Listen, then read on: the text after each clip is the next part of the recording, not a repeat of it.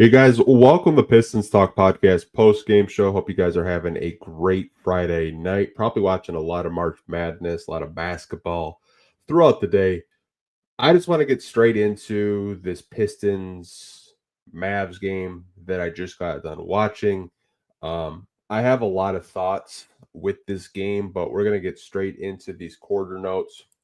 And then we'll open up the show like we usually do to questions, comments, overall thoughts. I don't know how many people are actually going to watch this post game show, kind of given the way this game was played and how the Pistons lost this game tonight. But let's get into these quarter notes. So the Mavs were without 7 players. Now, I'm going to read you guys how many players they were without. I probably should have had this tweet pulled up, but give me a second. I'm on my phone right now. I'm just scrolling because I remember doing the injury report the night before, and I was honestly shocked how many players they were without. So they were without Anthony Davis, Dante Exum, Daniel Gafford, Kyrie Irving, Derek Lively, Caleb Martin, and Oliver Maxis Prosper. I think that's how you say his last name. That's a lot of players to be without. I mean, Anthony Davis, Kyrie Irving, Daniel Gafford are all rotational players. They did not play. You basically had Spencer Dinwiddie, Najee Marshall, and PJ Washington out there as your primary scorers tonight against the Detroit Pistons. So, first and foremost, they were without several key rotational players. The Pistons defense was not locked in to start this game. It just wasn't. I'd be lying to you up here if I said that they were actually playing good defense tonight. They weren't. The start the first, they just weren't. The perimeter defense was terrible. There were so many situations and possessions where Dallas was basically wide open for three, and there were a lot of long rebounds from their missed 3-point shots where Dallas got the offensive rebound, and they were just a more aggressive, hungry team to start this game. They dropped 35 on the Pistons in the first quarter. So it was 35-27 to end the first. Going into the second, Ron Holland decided, you know what? I am going to just attack. And that's what he did. His energy, I thought, was very infectious. There were some good things from Ron Holland that I saw tonight, and there were also things you could nitpick just in terms of him kind of playing too fast. There were multiple plays where there were some turnovers. It's just because he got a little bit too excited, a little bit too ahead of himself, but you can't really knock him for trying. I'm not going to do that. Little things you can watch in film where he could, learn to, kind of calm down a little bit. But overall, really liked his energy in the second quarter. I think the headline of this game is THJ left the game, stepped on PJ Washington's foot, twisted his ankle, didn't play for the rest of the game. So no THJ. Malik Beasley had to sub in for Tim Hardaway Jr. for the remainder of the game. Dennis Schroeder was running way more offensive sets in the second quarter. Cade was playing a lot off ball. Jalen Duren offensively was very active around the rim. They had a really tough time, stopping Jalen Duren. And the Pistons, I felt, were very fortunate to only be trailing by 6 to the Dallas Mavericks going into halftime. It was 60-54. Coming out of halftime, right away, broadcast announced that THJ, right ankle sprain, was not going to return. So Malik Beasley started that third quarter. And he started heating up, started hitting his 3-point shots, which we know Malik Beasley can do. I think defensively is where we're probably going to talk about after I'm done ranting a little bit. Dallas just got way too many, second chance points, offensive rebounds, running opportunities. I thought our transition defense for a majority of this game was really bad. But the Pistons kept this game, within 8. They just really couldn't, get over the hump with this team. But to end the third quarter, Dallas had 91, Pistons have 83. So, going into the fourth, they gave themselves an opportunity to get some stops, get back into this game. But Dallas goes with a 6-0 run, and then they're down 12. But what I will give the Pistons credit for is they go on a little run. They get this game back within four. It was almost I think it was a 3-point game for one possession, but it was 102 to 98 for 2 straight minutes. And the Pistons couldn't hit a shot. They just couldn't. From like the 7-minute mark to the 5-minute mark, they couldn't hit a shot. They really couldn't generate good looks. The ball just wasn't going to the net, obviously. But um, there are a couple things I want to break down before we get into the last minute. I don't get how Asar Thompson isn't out there in crunch time. I don't get it. I know you're substituting him for offense with the Malik Beasley and a Dennis Schroeder. I get it. You want offensive guys out there, but I think at the end of the day, for me, I would rather see Asar Thompson out there. I would. And another player I think that should have been out there in crunch time, given how the Mavs scored a bulk of their points, was Isaiah Stewart. Jalen Duren, I thought, had a good game offensively, but he was just getting torched tonight in the paint. I would have rather seen Isaiah Stewart out there for the last 4 minutes of the game. Just because I know Isaiah Stewart is going to try to protect the rim. Spencer Dinwiddie got to the line so many times tonight, had over 30 points. Najee Marshall had a good game. PJ Washington also had a good game. It's just Dallas that's kept attacking, getting to the free throw line, layups, lobs, you name it. That's my only issue with this is I think as of late we've been substituting offensive players for defensive players. I'd much rather have Asar out there. I don't care if Asar goes over 10. I know he's going to try defensively. I know he's going to get second chance points, offensive rebounds. I think a big reason why we lost this game was rotations down the stretch, personally. But that's just my opinion. I think you can't really look at this Dallas team and judge them by their record because they've upset some good teams this year. But what you can't do is take out your two best defenders in Isaiah Stewart and Asar Thompson and expect to win this game. I think if you want to point blame tonight with this loss against a depleted, short-handed Dallas Mavericks team, you could point some blame at JB Bickerstaff for his rotations down the stretch. And I think collectively, defensively, this team just wasn't ready. They didn't come out as the aggressors like they did in the Pelicans game. They just didn't. It reminded me a lot of the Wizards game last week where, they beat the Wizards once and they're, kind of take it easy. I felt like they kind of took it easy tonight with the Dallas Mavericks, and Dallas played with a lot of energy, and they played like a team that just wanted it more at the end of the day. Obviously you have one more game this week against the Pelicans this Sunday at home, but this was a loss where, if you want to blame the officials, go for it. I'm not going to. I honestly think that this was a very winnable game given Dallas and their depleted roster. I just don't agree with the rotations down the stretch. I'm going to call this team down the middle. I'm not going to, wave my pom-poms for the Pistons. When they do stuff that I feel that's going to cost them the game, I'm going to speak out about it. If players play well, I'm going to speak up about it. But I think this loss is on JB and his rotations, and defensively, collectively, even Isaiah Stewart said at post-game, like, we should have played way better. We should have set the tone defensively, and we didn't. This is a frustrating loss, and I'm sure a lot of you guys probably agree with that. I do want to open up the show to comments and questions with you guys, and we'll probably wrap up this podcast. We are going to be doing a podcast this Sunday. I do want to give you guys a heads up.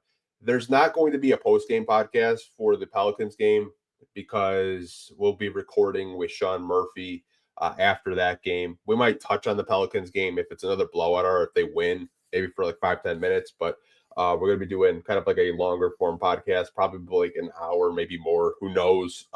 Anytime I have Sean on this podcast, it seems like we could talk for 2 hours. But I did want to give you guys a heads up for this Sunday. But I do want to get into comments and questions with you guys, and then we'll wrap this podcast up. So, want to go to Dolly. This is the first comment of this post game show, and it's about Jalen Duren. And it says Duren seemed very slow attempting to block shots. The old man, Klay Thompson, blew by him twice for a layup. Paul Reed could have helped give them a 3 to 5 minutes every half tonight. We did see JB use a start at the 4 and Tobias at the 5. Okay, lots to unpack here with Dolly.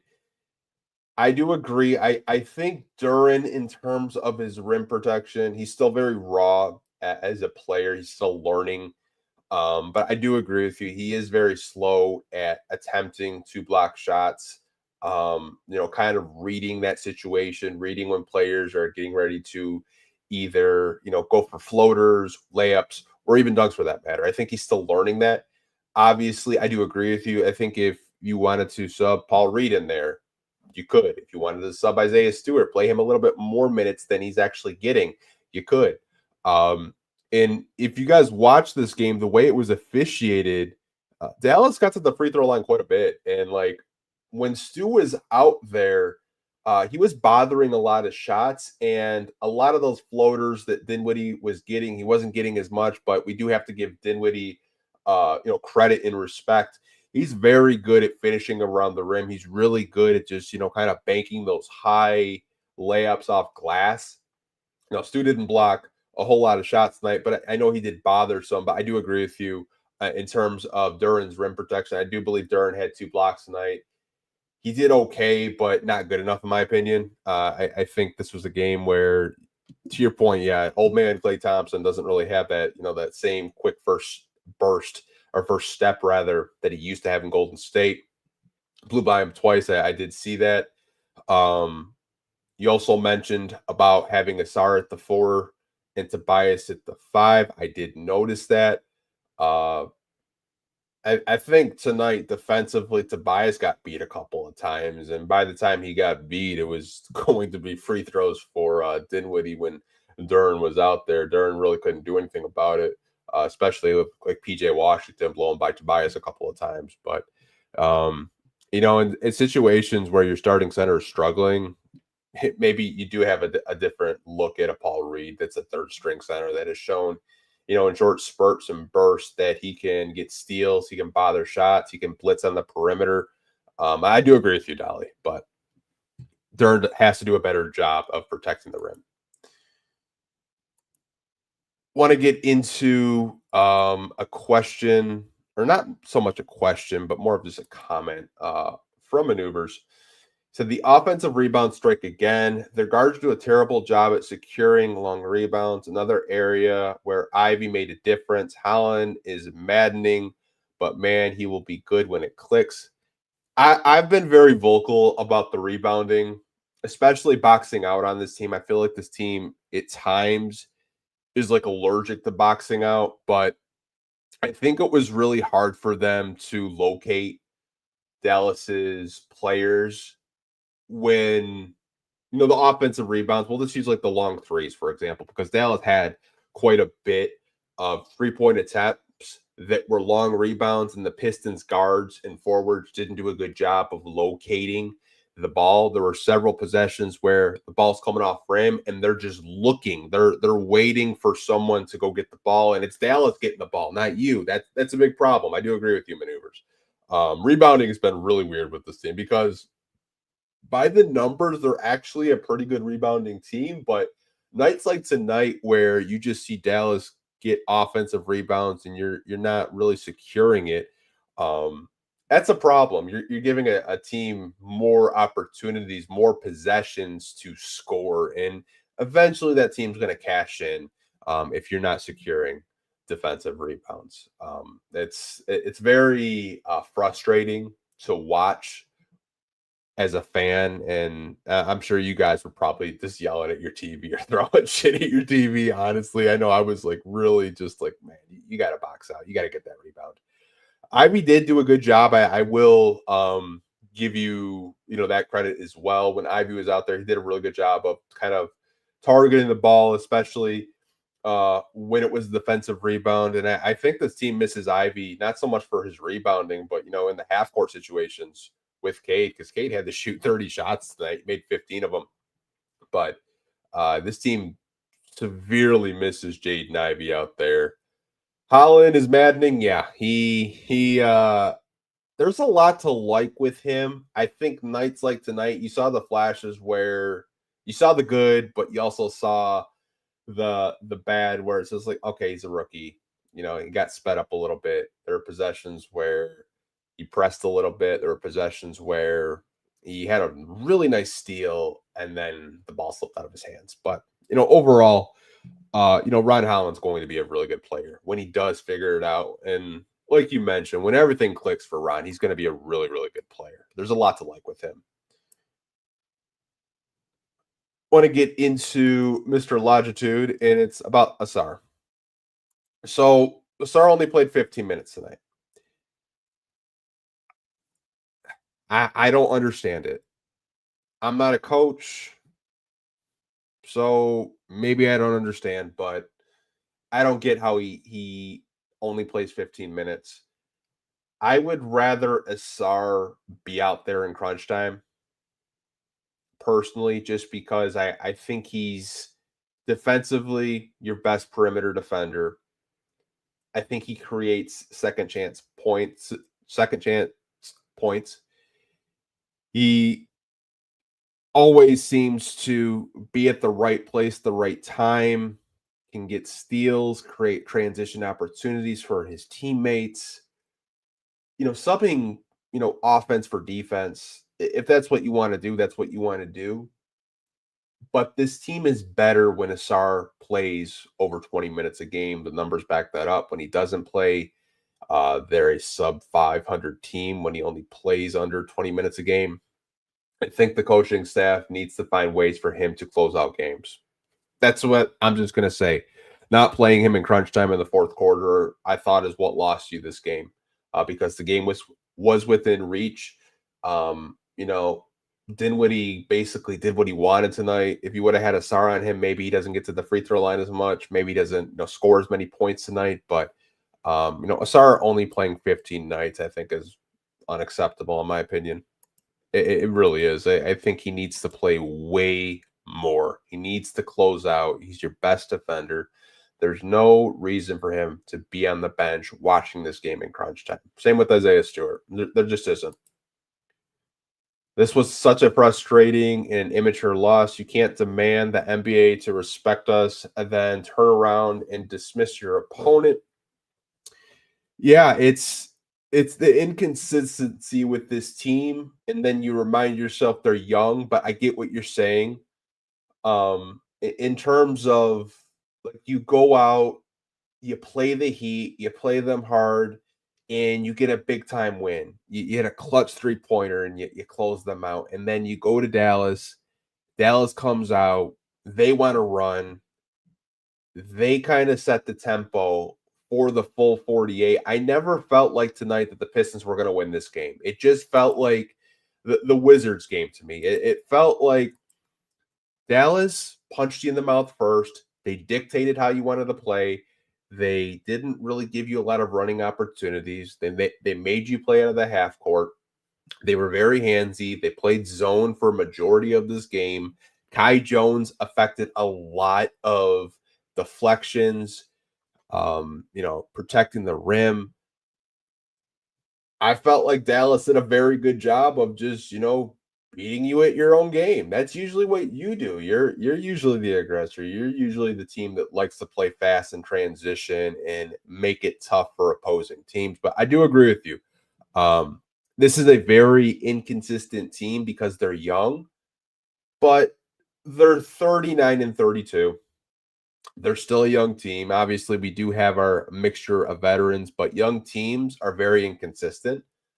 But we're getting into the home stretch where these last couple of games of the season are going to be much harder. You're going to be facing teams that don't have depleted rosters like Dallas. You're going to be facing teams that can close out games, are going to send out players that are better than a Spencer Dinwiddie, PJ Washington, and Najee Marshall, and they'll take advantage of you if you don't come up or if you don't come to show up for a full 48. Like it's way too much inconsistency right now defensively from this team because the Pelicans game is a perfect example.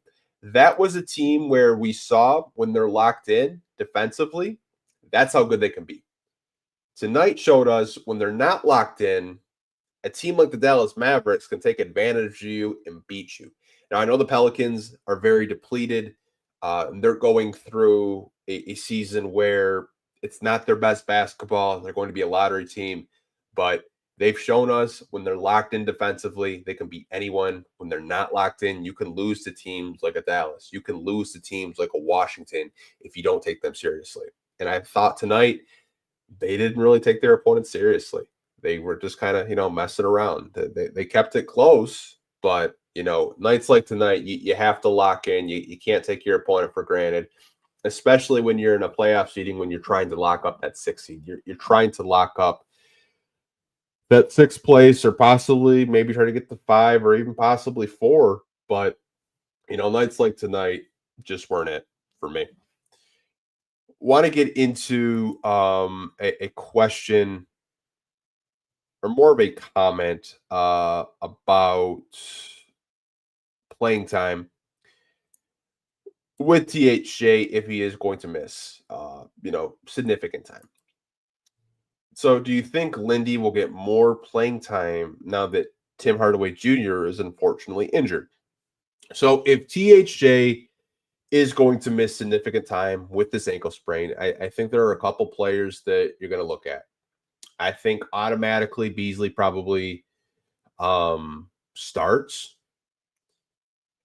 JB tonight went with Ron Holland as a replacement when Beasley was on the bench, so that's interesting. He didn't go to Sasser, which I was like, maybe Sasser will get some more clock. Wasn't Sasser. You mentioned Lindy Waters. I think there are a couple players that can definitely, fill that void if Tim is going to, be out for some time. I think Lindy could get some garbage time. I don't know if JB trusts him fully yet. JB is very stubborn with his rotations that we've seen this year. And it seems like Ron is really high in the rotation. Marcus, I feel like he only plays him in garbage time or if the team just doesn't have it defensively. I'd love to see Lindy out there personally. I think that he adds a dynamic of 3-point shooting. He can defend, pass a little bit, but I don't know if JB is really going to go that deep on his bench and use Lindy Waters as a Tim Hardaway Jr. replacement. Tonight, it looked like he was using Ron. I would assume Sasser would be a little bit higher in the rotation than Lindy, but I could be wrong there. I don't really know what to expect. I really don't, because JB's rotations over the past 2 weeks have been very I don't want to say questionable, but they've surprised me. They've surprised me because they're kind of shifting and they're kind of changing. Um, I don't know. Maybe you play Ron more, maybe you play Sasser more, maybe you take a look at Lindy. But the way that they're at right now, in terms of just the Eastern Conference standings and trying to lock up that 6th place spot, I don't know if they would gamble and play a guy like Lindy that had just got here in terms of just backup minutes for Tim Hardaway. I think Ron or Marcus Sasser would probably get the nod before Lindy, but I think Lindy's a very intriguing player. But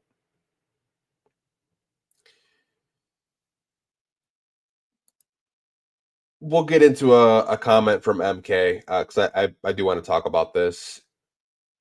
Is it just a thing where we never ever gonna get a whistle for Cade?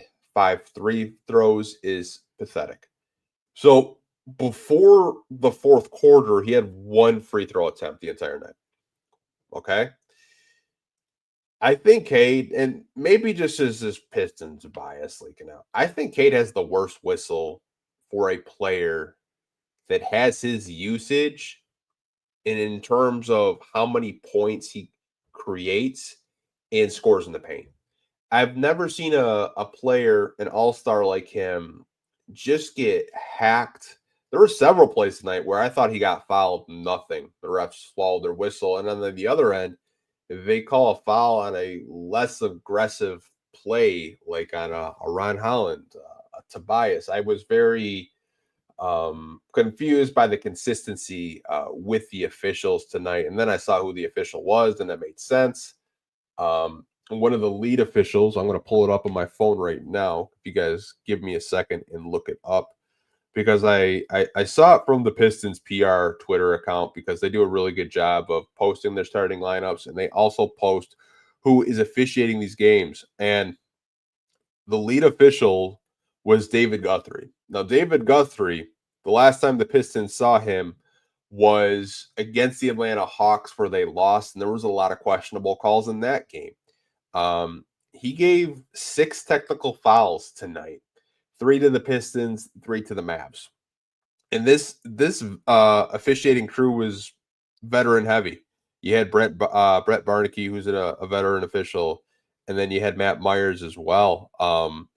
Brett Barnaky and David Guthrie, long time, veteran NBA officials, but JB was very disappointed with the whistle, not just for Cade, but other Pistons on the roster tonight. But honestly, Cade's whistle, terrible. Absolutely terrible. I mean, 5 free throws for the amount of, times that he was in the paint, got hacked, got fouled, nothing. I was very surprised that he didn't go to the free throw line at least 7, 8 times tonight. And then when he went to the free throw line, it seems like at least 10. I don't have the numbers pulled in front of me, but it felt like that watching it on TV. We'll do one more comment. This comes from Kermack. Former Pistons legend Spencer Dinwiddie was 10 points from his career high, and Asar only played 16 minutes. Hashtag free Asar. Yeah, Spencer, every time he plays the Pistons, I think he circles it on his calendar personally. I really do. He seems like it's just a revenge tour. Anytime he sees us, doesn't matter what team he's on, he always plays well. Had over 30 points tonight and just played a really good game. Asar playing only 15 minutes. We touched on it in this podcast a couple of times that Asar, bare minimum, should be playing over 20 minutes a night. He should be closing. He's your best perimeter defender. There's no excuse to have no disrespect to Malik Beasley. I just don't think in crunch time, when you're getting cooked in the paint, Asar should be on the bench watching. I just don't see it. I don't understand it. Like, help me understand why Asar isn't out there. Is it because offensively Beasley's better?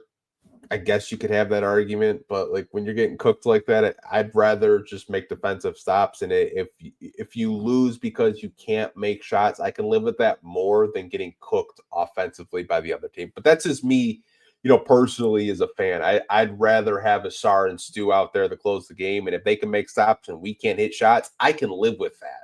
I can't live with both of them being on the bench in crunch time, watching the game, and we're just getting cooked. We're making questionable calls. We're following Dinwiddie with 30 seconds left in the game when it was a 3-point game. I thought that was really questionable. I didn't know why Beasley did that. I was like, dude, what are you doing? But I think it was just a miscommunication thing. But it is what it is. I know MK said Asar on offense is literally a waste of space at this point.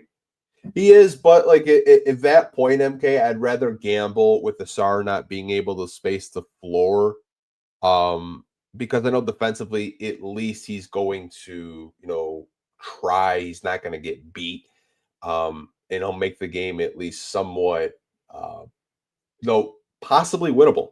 But that's just me. We'll do one more comment. I know I said that like two comments ago. I know MK is talking about Cade still. I see the nerds talk about how Cade needs to improve his efficiency at the rim, but bro can't get a whistle. So how much is Cade not finishing?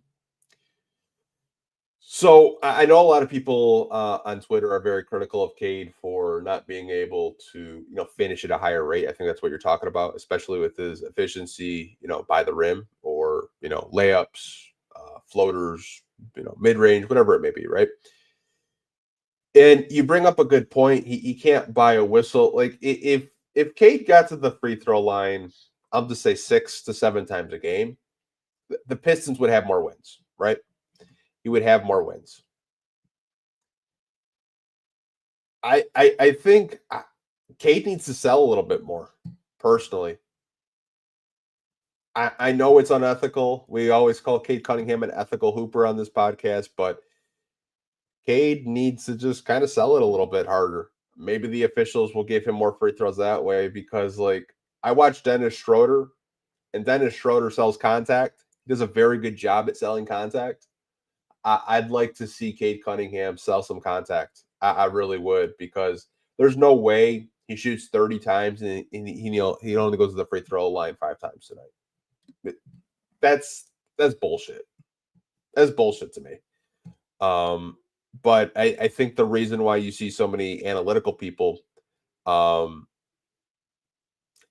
social media talk about him, trying to prove his efficiency, you do have a point. Like, I think he can get better at finishing around the rim, but he does get fouled quite a bit, and the refs just kind of look the other way, and they don't call it. They just don't. But at the end of the day, if I was Cade, I would probably try to sell a little bit more calls, and I know fans probably don't want to hear that. They don't want Cade to become like a flopper, right? You don't want him to do that. I don't think he would, but no, just sell a call, a possession or two. Try to get to the free throw line a little bit more. I know there was a game against Washington where he got to the free throw line over 20 times, but like that's not going to happen every night. It's just not. In that game, he got fouled quite a bit, but nights like tonight, I felt like Cade could have easily got to the free throw line 10 times. There was multiple possessions where I felt like he got hacked. He was getting grabbed. They were just slapping the ball out of his hands while he was in the shooting motion. But I don't know, you guys. I'm going to wrap up this podcast, though. I'll see you guys on Sunday night after the Pelicans game. It's kind of like a matinee game. I think it starts at 3, so we'll probably do a podcast like around 7. But until next time, you guys, hope you have a great weekend. Go Pistons. Peace.